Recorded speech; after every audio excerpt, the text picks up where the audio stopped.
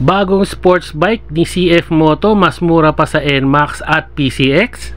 Available na ang bagong sports bike and naked bike ni CF Moto Caloocan Branch, ang CF Lite 250 SR and CF Lite 250 NK. SRP po ng CF Lite 250 SR ay nasa 138,900 at yung CF Lite 250 NK naman ay nasa 131,900. And as per CF Moto, nasa cash basis lang po muna tayo. Wala pa pong available na installment package at meron itong 2 color options, Sapphire Blue and Bordeaux or Bordeaux Red. Para sa mga naghahanap ng kakaibang speed, power at maangas na design, ito po yung motor na para sa inyo. Unahin natin yung CF Lite 250 SR. Napaka-astig ng two-tone color niya, headlight at signal light, lahat naka-LED. Premium tignan, aggressive design sa isang sports bike. Naka-telescopic fork, mataba po ang suspension nito sa harap, sakto po sa isang sports bike. At naka-disc brake sa harap with 4-piston caliper at ang gulong nito ay may sukat na 110 by 70 by 17 with aluminum 10-spoke wheels and tubeless tires. Sa bandang manibela naman, naka-slouch ng konti ang riding position nito kasi nga sports bike po siya. Yung handle grip, masasabi ko na maganda po ang material niya, malambot at makapit. Yung hand switches, napakasimple lang, passing light, high and low, mode button, busina and turn signals. Sa kanan naman, push start button and hazard. Meron itong LCD panel gauge, malinaw at lahat ng informations makikita dyan. Gas tank po nito ay nasa 12 liters at fuel consumption of approximately 35 kilometers per liter. Pero syempre, depende na po yan sa rider kung paano po siya gumamit ng throttle. Naka dual seater po ito, malambot at maganda rin yung material na ginamit sa upuan.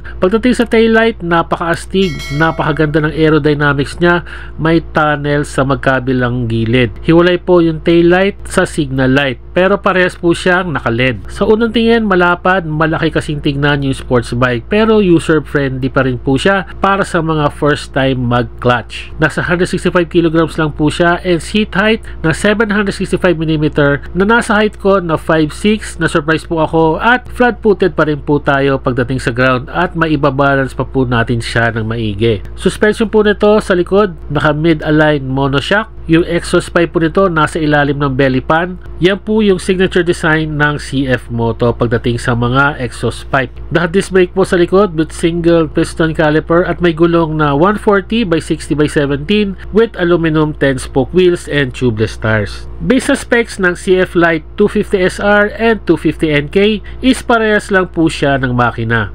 249cc, 4-stroke, single cylinder, 4 valves, liquid cooled, fuel injected with 6-speed transmission gear. At ito po ay dual overhead cam, meaning asahan nyo po na pangduluhan po ito, same with Raider 150 na dual overhead cam. Meron itong 27.5 horsepower and 22 Nm of torque. Compression ratio po nito is 11.3:1. Doon naman po tayo sa CF Lite 250 NK. Headlight at signal light po nito naka-LED. Aggressive ang design, bagay sa isang naked bike. Naka-telescopic fork sa harap at naka-disc brake po with 4-piston caliper at ang gulong nito ay may sukat na 110 by 70 by 17, same with 250 SR with aluminum 10-spoke wheels and tubeless tires. Sa bandang manibela naman, kung sa 250 SR naka-slouch po ng konti yung riding position po nito, dito naman po sa 250 NK halos naka-upright seating position. Sakto lang ang driving position natin. Sa handle grip and switches, same lang din po sa 250 NK.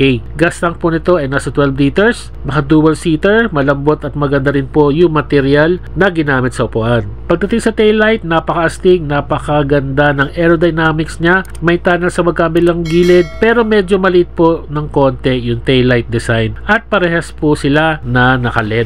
Sa unang tingin, aggressive siyang tingnan at malaki. User-friendly po ito sa mga naka-first time mag-clutch. Nasa 181 kg lang. Kung ang seat height ng 250 SR ay nasa 765mm, si 250 NK naman ay nasa 795mm. Sa height ko na 5'6", na-surprise pa rin ako na halos flat-footed pa rin ako at naibabalance ko pa naman siya na maigi. Suspension po nito sa likod, naka mid-align monoshock. Yung exhaust pipe po nito ay parehas lang po doon sa 250 SR. Nasa belly pan po yung exhaust pipe niya. Naka-disc brake sa likod with single piston caliper at may gulong na 140 by 60 by 17 with aluminum 10-spoke wheels and tubeless tires. Para sa ating overview, pagdating sa dalawa, sports bike and naked bike, parehas lang po silang maganda. Nasa rider na po talaga kung anong design ang gusto niya at para saan gagamitin. Kung street and touring, pwede ang sports bike. At kung gusto mo ng mas agresibo or adventure ang ruta, mag naked bike ka. Ang importante lang naman ay mai-serve yung purpose to travel from point A to point B safely. Maraming salamat po at sinamahan niyo po ako dito sa CF Moto Motostrada Branch, number 141 8th Street, corner 11th Street, Grace Park, Caloocan City. Please visit Motostrada Branch para makita niyo ng personal at makuha niyo na ang inyong bagong CF Moto Lite model 250SR and 250NK. Para sa mga updates ng ating moto review, please follow us on our Facebook page, Facebook Reels, YouTube Shorts, and YouTube channel, BassyBoys.ph. Please like and share ang ating mga moto reviews para mabigyan natin ng detalyado at kumpletong information ang ating mga moto viewers para makapili sila ng kanilang dream bike. Maraming salamat po sa inyong pagtangkilik at pagsuporta. Ride safe, Rat Rat Nation!